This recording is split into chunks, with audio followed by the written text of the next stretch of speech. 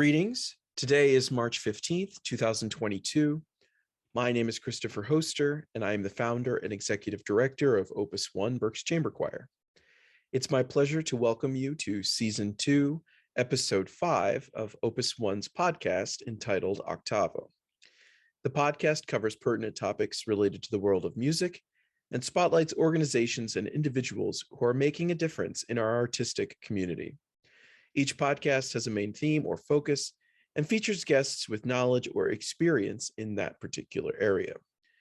Our last podcast aired all the way back in December, and on it, we discussed our concert, Christmas in Paris.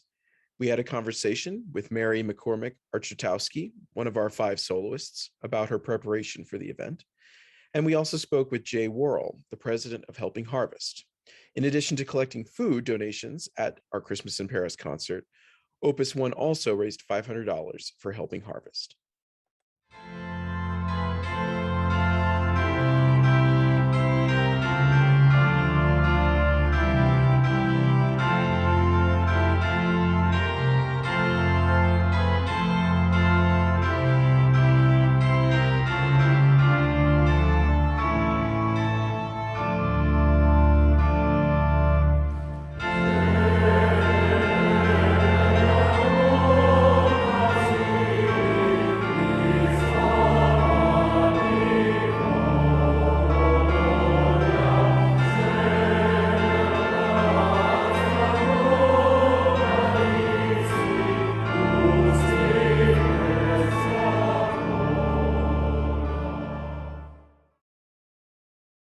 Today's podcast is entitled The Music of Ukraine. Today, March 15th, is the 20th day since the Russian invasion of Ukraine. The UN's Refugee Agency puts the number of refugees who have fled the country since late February at around 2.6 million, and the agency estimates that number could reach 4 million if Russia's offensive continues. The West, Europe, UK, America seems to be firm in their commitment to support Ukraine and its people in defending their sovereignty and right for self-governance. In the wake of this war, a spotlight has been shown on the perseverance of Ukraine, its people, and their strong, independent, and vibrant culture. That culture includes, of course, music. Joining me for today's discussion is Andrew Skitko. Andrew serves as an adjunct voice teacher at the Hill School of Pottstown. He sings in the opera chorus for Philadelphia, Opera Philadelphia, the Philadelphia Symphonic Choir, and the same Stream Choir. Andrew is an active Byzantine Ruthenian cantor and is the founder and artistic director of Theoria Chamber Choir. Begun in 2010, Theoria is an a cappella ensemble that performs works of the Slavic sacred choral tradition. Andrew also works with the Ukrainian Art Song Project. Since 2004, the project has promoted classical treasures of Ukrainian art song with the aim to record and publish an anthology of over 1,000 songs by 26 of Ukraine's greatest composers. Andrew, it's a pleasure to welcome you to this episode of Octavo. Thanks for joining us. Thank you. Thank you for having me. So I'm so happy to have you on here to talk to us about Ukrainian music. Just to start right off, can you tell our listeners a little bit about your connection to Ukrainian music? My connection to Ukrainian music began really culturally. My family is of the Greek Catholic, Byzantine, Ruthenian Catholic Church. So there are different versions of that outside of Europe. But here in the U.S., I grew up in this tradition, and I grew up singing in that church, which I continue to do to this day. And so then when I was a student at Westminster Choir College, I discovered through sacred music, actually, Ukrainian sacred music, the Ukrainian Art Song Project, which was relatively new, I guess, at that time. And so I programmed a senior recital of 2 Ukrainian composers' art song. And I did not know Ukrainian at the time, and fell in love with that music and that culture. I know absolutely nothing about Ukrainian music, and I'll be the first to admit that. But I've been listening to more of it, and I just find it really, really stunningly beautiful. Um, Now, something that did catch my eye yesterday, the Met organized a concert for Ukraine. It was a relief to benefit the efforts in the country. And I saw pictures, the Ukrainian flag was hanging behind the ensemble. Everybody was dressed in their blue and yellow. And then they began playing and singing, and it was Barbara's Adagio for strings and Va Pensiero from Nabucco and Strauss's four last songs. It just seemed to me to be well-intentioned, but a lost opportunity when it came to promote Ukrainian music or to showcase Ukrainian music. So and thereby also showing Ukrainian independence. So I don't know, as someone with more knowledge in Ukrainian music, did something like that bother you, or do you think it was a missed opportunity? What would you have liked to see on that program? Yeah, I mean, we know they had the Ukrainian anthem, Right, it but started with the Ukrainian, right? sure. And anything that organizations like the Met or elsewhere are doing to promote Ukraine and especially right now raise money for Ukraine, that's a great opportunity. But I certainly understand what you're saying. Yeah, there's such a treasure chest of Ukrainian music that exists. And unfortunately, I think maybe because people aren't so familiar with the language or the culture, in the West, I think it's not as well known. I mean, there's fantastic sacred choral music. There's fantastic classical orchestral music. There are operas. There are art songs. I mean, there's so much music there, and I think if there's one good thing, in speaking of opportunities or missed opportunities, I think one thing that will hopefully come out of all this horrible fighting, this war, is that Ukraine is at the forefront right now, and people are aware of this country and this culture, and so I really think that culture is going to become another way to fight this Russian attack on their culture, and hopefully people will become aware of all this great music that exists in Ukraine. Right. Yeah. Yeah, and actually going along with that, so I mean, obviously now it's really strange to say, but like when bombs are falling down, music is not being able to be made in Ukraine. Um, but there was a story also yesterday in NPR, and they were talking about artists who were fleeing to the countryside but still creating art on Hmm. loose scraps of wallpaper, like with charcoal, Yeah. and Hmm. doing illustrations.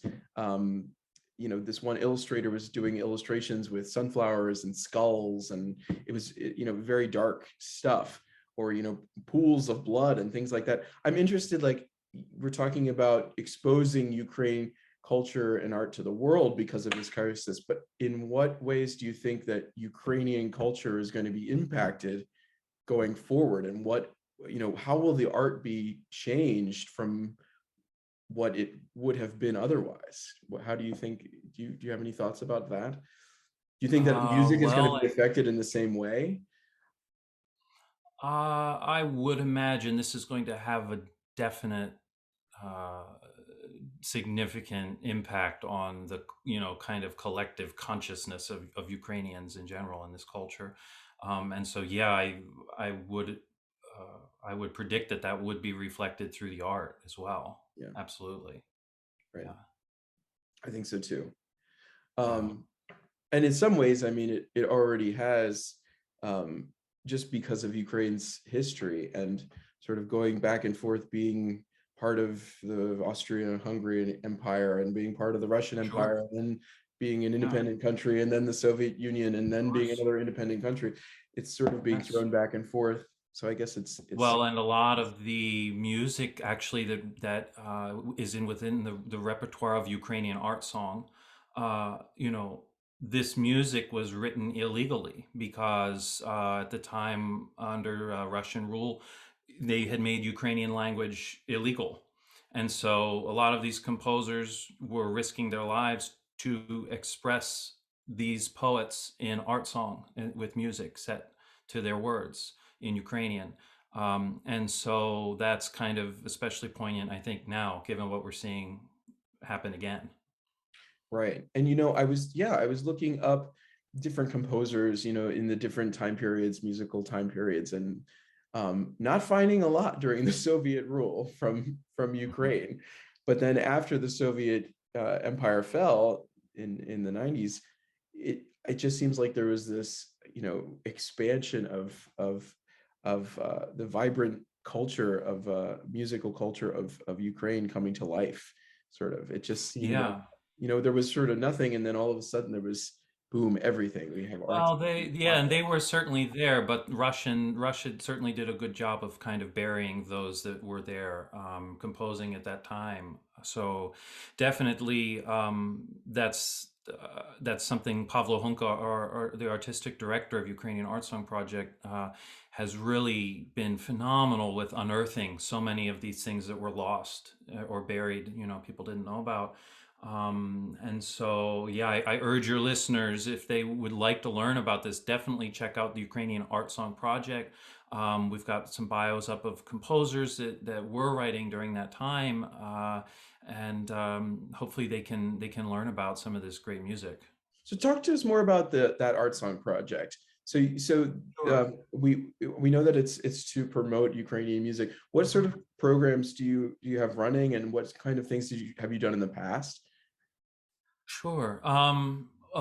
It was founded originally to begin recording this music. The first recordings were by a composer, Kirilo Stetsenko, and they continue to grow from there. And it's a fantastic group of Canadian artists on these original recordings, that um, they began to share this music, and since then it's developed into an online library where you can find the scores. They're public domain on the website, which was how I did my recital of Stetsenko and Lysenko, who are two prominent composers of this music.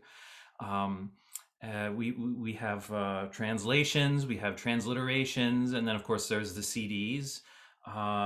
So everything has been done by the Art Song Project to make this accessible to people, and it's certainly one of the things that is really fantastic about the recordings that were done in Toronto. Is these singers, other than Pavlo Hunka, were not Ukrainian speakers. They're not Ukrainian, even some of them.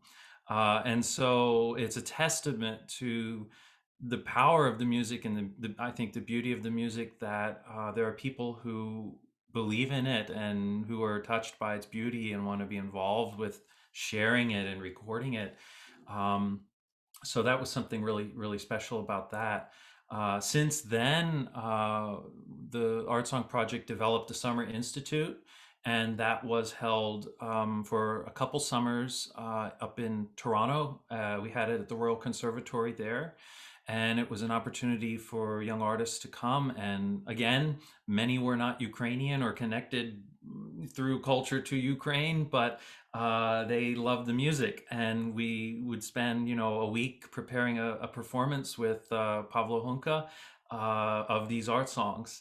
And it was just it was really doing well. And then of course we had COVID, and we had to stop with that for a bit. Hopefully it'll be up and running again. And for I guess it was one summer, there was also a similar summer program held at Lviv, at the opera house there, and which I was involved with as well, over in Ukraine.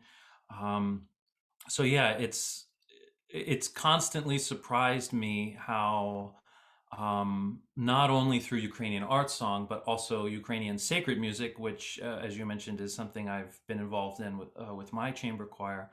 I'm constantly amazed how people are so moved by the beauty of Ukrainian music. and how people who have no understanding of how to pronounce Ukrainian or the language or anything like that, they still want to do it because it's beautiful repertoire. Um, so I'm sorry, it's a very long way of saying that the Ukrainian Art Song Project has, I think, really helped people discover this music and this culture. So that's fantastic.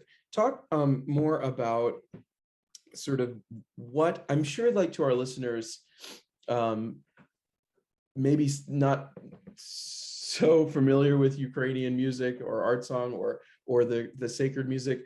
What does it, can you put it more in terms of sort of the Western tradition? I know that's sort of odd to say, but what are things that the characteristics of the kind of music that they would recognize?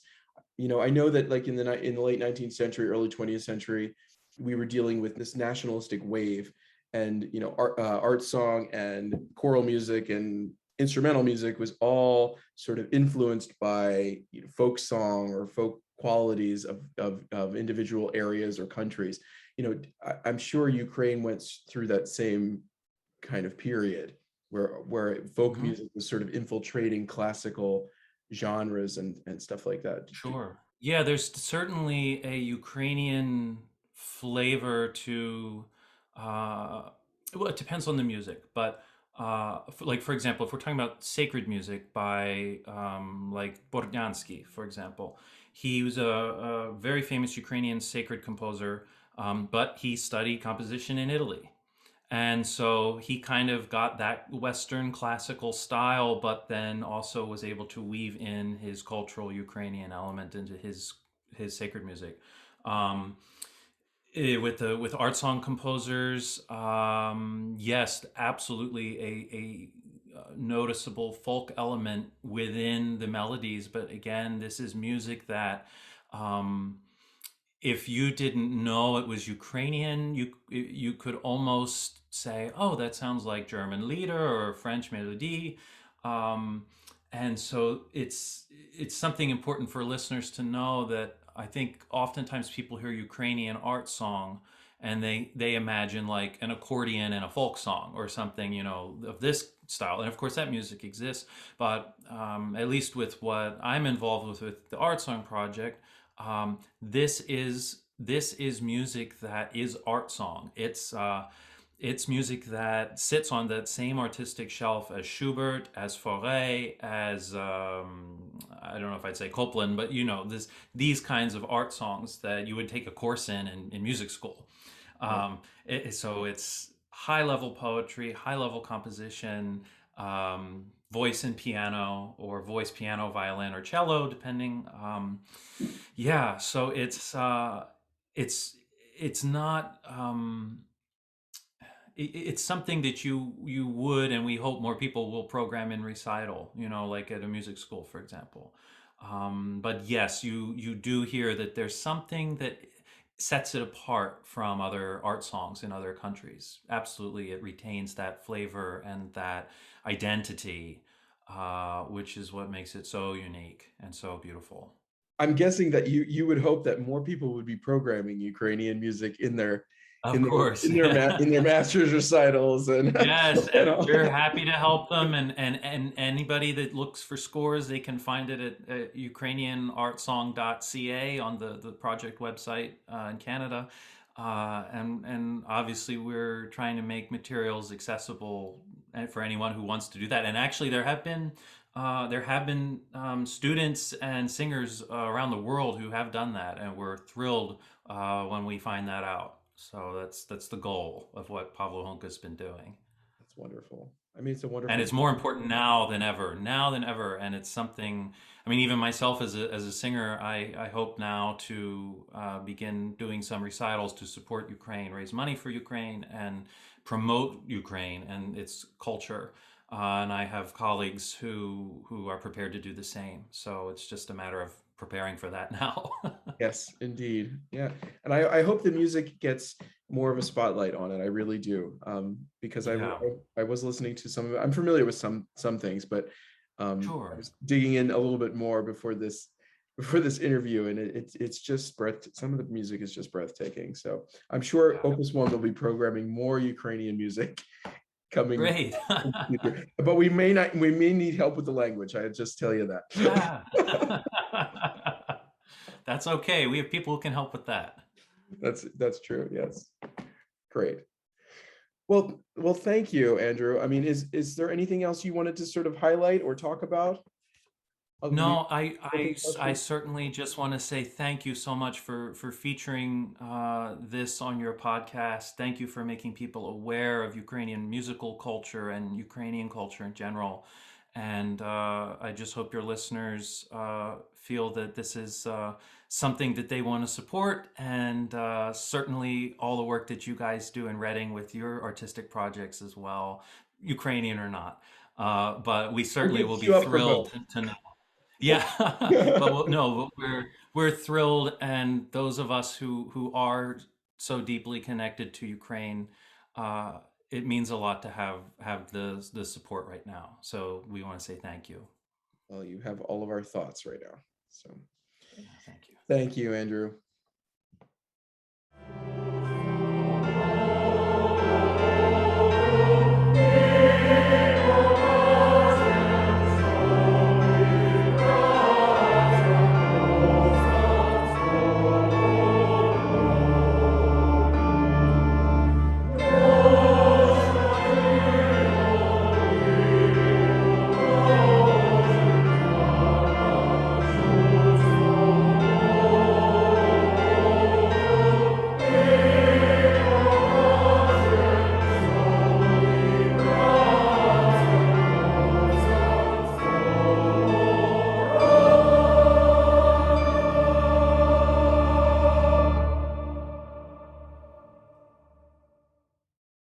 For more information about Opus One, visit our website, www.opus1chamberchoir.com.